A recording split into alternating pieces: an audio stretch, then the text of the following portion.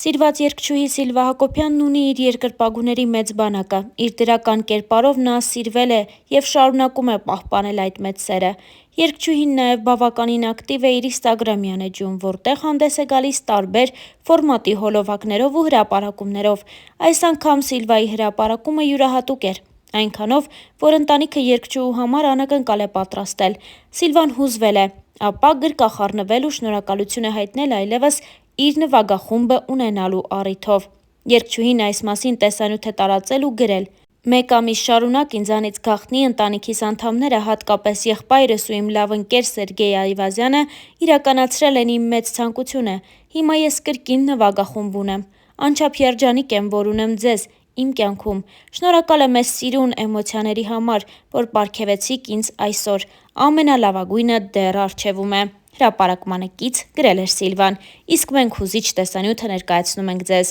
Ջույն իմ շատ սիրելի հետևորդներ, ուզում եմ ձեզ հետ կիսվել ինձ համար շատ հիանալի նորությամբ, որի համար շնորհակալ եմ իմ ընտանիքի անդամներին և իմ ընկերներին ինձ մատուցած այսքան սիրուն անակնկալի համար։ Այսօրվանից ես նորից ունեմ երաժշտական խումբ։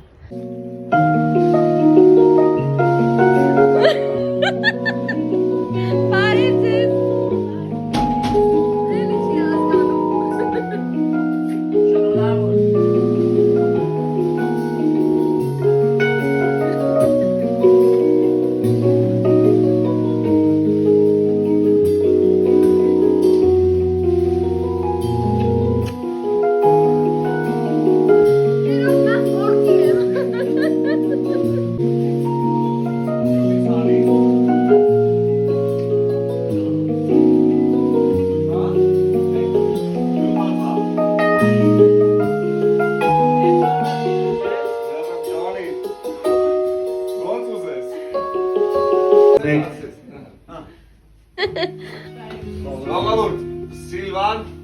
իմ քուրնա, մնացած էլ չեմ ասում։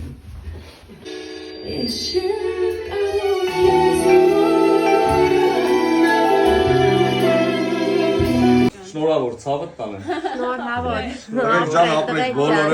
Վել ենք նաև, որ Սիլվան երբեք չի դադարել իր գործունեությունը ծավալել։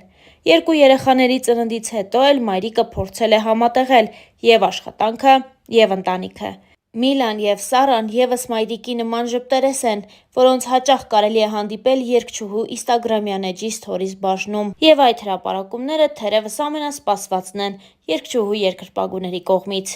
Հավելենք նաև, որ իրոք Սիլվա Հակոբյանը շատ ակտիվ գործունեություն է ծավալում, նաև մասնակցում է բազմաթիվ հարցազրույցների։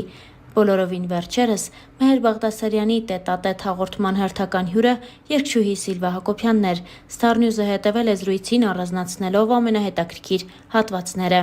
Զրույցի ընթացքում Սիլվան խոսել էր անձնական կյանքի մասին ու նշել հետևյալը. «Ես 6 տարեկանում հանդիպել եմ իմ ճակատագրին ու չեմ իմացել։ Ես ու Նորայրը վայքեցի ենք, նույն դասարանում ենք սովորել ու դեռ փոքրուց ինքը ինձ էր սիրահարված, ես իրեն։ Երբ տեղափոխվեցինք Երևան, մենք մի որոշ շրջան էլի շփվում էինք իրար հետ, բայց հետո կապը կորավ, բայց դա մանկական հրապուրանք էր։ Հետո անցավ 22 տարի և ես ցանկություն ունեցա հետ վերադառնալ իմ արմատներ ու հանդիպել վայքի իմ դասարանցիներին։ Կազմակերպելու համար գտա Նորայրի էջը, գրեցի իրեն լրիվ այլ էջից։ Միասին կազմակերպեցինք մեր դասարանի հավաքն ու այդ ժամանակ և իմ սիրտն էր ազատ, և նաև իրենը։ Նորայրին կրկին տեսնելով իմ ամբողջ մանկությունը վերապրեցի։ Շփումը նորից սկսվեց։ Սկզբում իր համար էլ էր դժվար, որովհետև չի պատկերացրել, որ իր կինը ճանաչված երգչուհի կլինի։ Ամեն ինչ այն կարգի է հասել հիմա, որ չի էլ խանդում,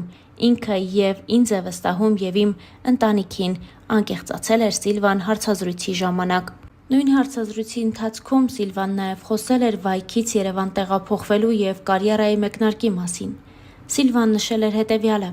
«Մենք կարողացանք մեզ գտնել նոր միջավայրում, բայց միևնույն է, դժվարությունները շարունակվում էին, որովհետև անընդհատ տներ էինք փոխում, վարձով էինք ապրում։ Էլի պապաս այստեղ Վարշավիր էր աշխատում, մեր եկամտի միակ աղբյուրը դա էր, բայց երաժշտության հետ կապված ամեն հնարավորություն ստեղծել էր։ Յուրաքանչյուր տան մի սենյակ տրամադրվում էր մեր պրոդուկտը ստեղծելու համար։ Ամենամեծ խնդիրը ֆինանսական դժվարությունն էր, բայց հավատ կար, որ մի օր ամեն ինչ լավ է լինելու։ Կարևորը մեր սիրտը բաց էր, մեր տան դուռը բաց էր։ Ես խիստ ընտանիքում եմ մեծացել եւ այլ կերպ մտնել շոու բիզնես անհնար էր։ Ես մինչ օրս ինձ հեռու եմ պահում շոու բիզնեսից։ Ես շոու բիզնեսի մարդ եմ, բայց նաեւ ընտանիքի մարդ եմ։ Եղել են հուսահատության պահեր։ Օրինակ շատ մտերմացել եմ մեկի հետ, հետո հասկացել, որ դա իզուր էր։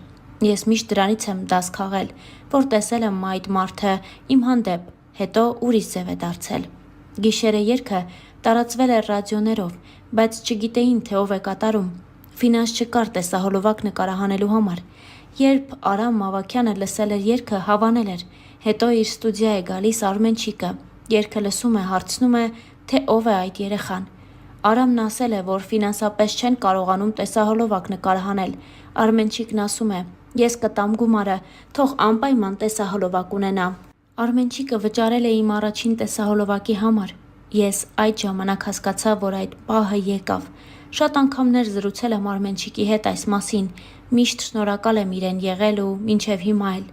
Ինքը շատ բարի մարդ է։ Ու եւս մեկ անգամ ապացուցեց իր բարիությունը ու խնդրել էր, որ չասեմ, ոչ մի տեղ չնշեմ իր անունը։ Դա ինքն արել էր սրտանց, բայց ոնց կարելի է մարդու բարի գործի մասին չխոսել։ Անկեղծացել էր Սիլվա Հակոբյանն իր կարիերայի սկզբի մասին խոսելիս։